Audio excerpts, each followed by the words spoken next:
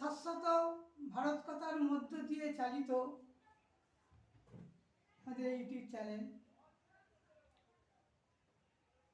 মনের কথা। এই সময় বিষয় ভেষজ উদ্ভিদ এবং আয়ুর্বেদ প্রসঙ্গে।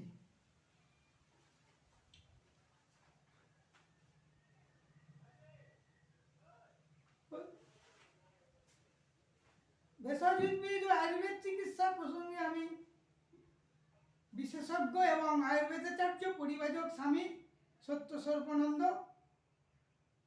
বলছি, কাষ্টসাংলা দক্ষিণপাড়া খোসারপুর হাওড়া আমতা থেকে। আমাদের শাশ্বত অর্সনের আশ্রম। ভেষজ বলি যার সাহায্যে রোগের ভয় বা রোগকে জয় করা যায়, তাকেই আমরা ভেষজ বলি। এতে ভেষজ এবং কথার অর্থ ব্যাপক হলেও সাধারণভাবে ঔষধকে ভেষজ শব্দে সম্বোধন করা হয়। রোগ ভয়কে জয় করার জন্য অতি প্রাচীনকাল থেকেই আমরা বা মানুষ উদ্ভিদের সাহায্য নিয়ে রোগ মুক্তির উপায় অন্বেষণ করেছি মানুষ। আবার বলা যায় বিভিন্ন রোগ নিরাময়ে ব্যবহারের উপযোগী উদ্ভিদই হলো ভেষজ উদ্ভিদ। ভেষজ উদ্ভিদ আর আয়ুর্বেদ শব্দটির অর্থ হচ্ছে মানুষ যে সময়টা বেঁচে থাকে তার নাম হচ্ছে আয়ু। বিদ ধাতুর অর্থ জ্ঞান। সুতরাং আয়ু সম্বন্ধীয় জ্ঞান যে শাস্ত্রের দ্বারা লাভ করা যায় তার নাম হচ্ছে আয়ুর্বেদ। সুশ্রুত সূত্রস্থান চরক লিখেছেন, আয়ু হিত ও অহিত এবং রোগের দমনের উপায় যে শাস্ত্রে আছে তার নাম আয়ুর্বেদ। চরকের সূত্রস্থান হলো আয়ুর হিতাহিতম ব্যাধে নিদানং তথা বিদ্যতে যত্র বিদ্যদ্ভি স আয়ুর্বেদ উচ্যতে। আমরা রামায়ণে পাই লক্ষণকে বাঁচাতে কবিরাজ সুসেনের নির্দেশে স্বয়ং হনুমান 1 মৃত সঞ্জীবনী, 2 বিশাল্যকারণী, 3 সুবর্ণকারণী এবং 3 সন্ধানকারণী এই 3 গুল্মের সন্ধান না পেয়ে গন্ধ মাদন পর্বত তুলে এনেছিল। আমাদের পুরাণ চরক সংহিতা বহু উদ্ভিদের নানা রোগের ঔষধের গুণাগুণ সম্বন্ধে আমরা জানতে পারি। ভারতের ভেষজ উদ্ভিদের শতকরা 70% জন্মায় অরণ্যভূমিতে, যেগুলো ছড়িয়ে আছে পশ্চিম ও পূর্ব ঘাট পর্বত, বিন্দু পর্বত, ছোটনাগপুরের মালভূমি, আরাবলী পর্বত, হিমালয়ের পর্বতের পাদদেশে তরাই অঞ্চল, উত্তর পূর্ব অঞ্চল, পশ্চিমবঙ্গের সুন্দরবন বা বদ্বীপ অঞ্চল এবং আন্দামান ও নিকোবর দ্বীপপুঞ্জে। আর শতকরা 30% পাওয়া যায় উচ্চভূমিতে।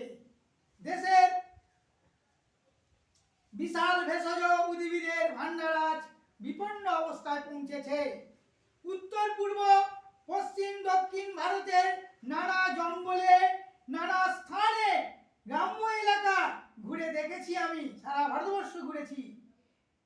আমাদের গ্রামের নিরক্ষর তপশিলি ও উপজাতি কবিরাজি বন্ধুরা তারা নিজেদের প্রয়োজনে উদ্ভিদকে কিভাবে আপন করে নিয়েছেন, এই ধরনের বেশ কিছু উদ্ভিদের নানা রোগের নিরাময়ের ঔষধ হিসাবে তার কিছু সংক্ষিপ্ত আগামী দ্বিতীয় পর্বে আমি বলবো। এটা প্রথম পর্ব চলছে আয়ুর্বেদ এবং ভেষজ উদ্ভিদ নিয়ে।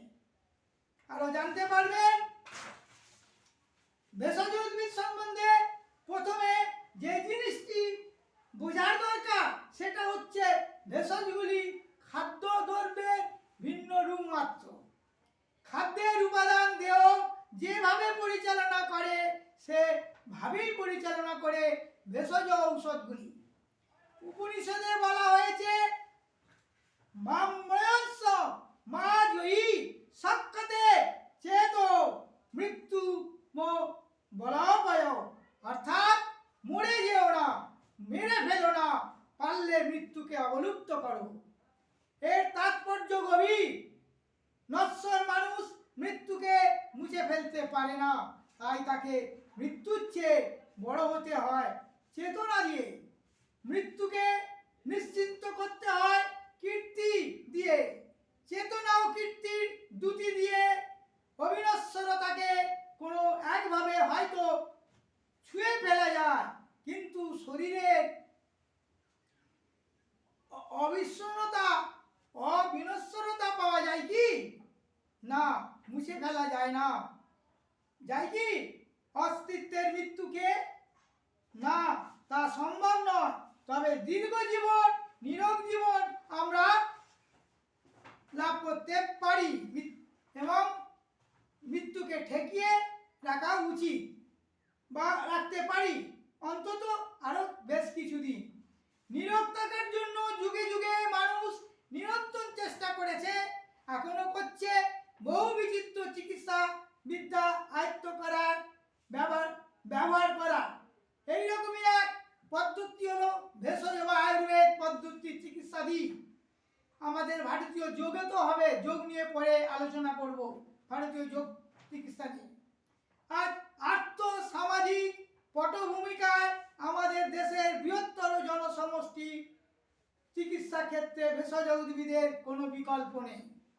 এর চিকিৎসা পদ্ধতি ব্যয়সাধ্য নয়, সহজলভ্য। সর্বোপরি এই চিকিৎসার ক্ষেত্রে পার্শ্ব প্রতিক্রিয়া জনিত সমস্যা সৃষ্টি হয় না। কোন কোন ঋতুতে কি কি সেবন করা উচিত এবং কিভাবে সেবন করব আমরা আর কি করা উচিত তা জানা থাকলে একজন ব্যক্তি দীর্ঘ জীবন, নিরোগ জীবন লাভ করতে পারেন। ভারতবর্ষের মতো দেশে যেখানে এক বৃহত্তর জনসমষ্টি দরিদ্র সীমার নিচে বাস করেন এবং যেখানে চিকিৎসা দিনে দিনে ব্যয়বহুল হয়ে উঠেছে, সেখানে ভেষজ বা আয়ুর্বেদ চিকিৎসার ভূমিকা নিতে পারে। কারণ আয়ুর্বেদ চিকিৎসা সুলভ ও সহজসাধ্য। বিশ্ব স্বাস্থ্য সংস্থার ঘোষণাকে বাস্তবায়িত করার চিকিৎসা হিসাবে আয়ুর্বেদ চিকিৎসা এক গুরুত্বপূর্ণ ভূমিকা নিতে পারে বলেই আমার মনে হয়। আর বাজারে যেসব আয়ুর্বেদ বা ভেষজ ঔষধ পাওয়া যায় তার বেশিরভাগই নানা ধরনের পদার্থ, কাঠের গুঁড়ো, বহুদিনের ফল, পাতা, শিকড় বাকড় দিয়ে তৈরি হয়। এমনকি তরল ঔষধগুলি মদ বা অ্যালকোহলে মিশ্রিত থাকে। এতে নানা ধরনের প্রতিক্রিয়া হতে পারে জানা গেছে। সুতরাং গাছ চিনুন এবং গাছের কোন অংশটা কিভাবে ব্যবহার করবেন তা ব্যবহারিক পদ্ধতি ও প্রয়োজনীয় নির্দেশাবলী জানার জন্য আমাদের শাশ্বত ভারত সঙ্গে আয়ুর্বেদ চার্জেশ্বরকে বা অভিজ্ঞ কবিরাজ বা আয়ুর্বেদের সাহায্যে নিন। জয় ভারত, জয় শান্তি। ওম শান্তি। বিশ্ব সবে সুখী হোক, ভোগ নিরাময়, দৃষ্টি যেটা পড়ে এড়ে মঙ্গল নিচয়, দুঃখ কেউ নাই পাক ধরণীর বুকে, বিতরক বিশ্ববাসী থাকে যেন সুখে। ওম শান্তি, ওম শান্তি।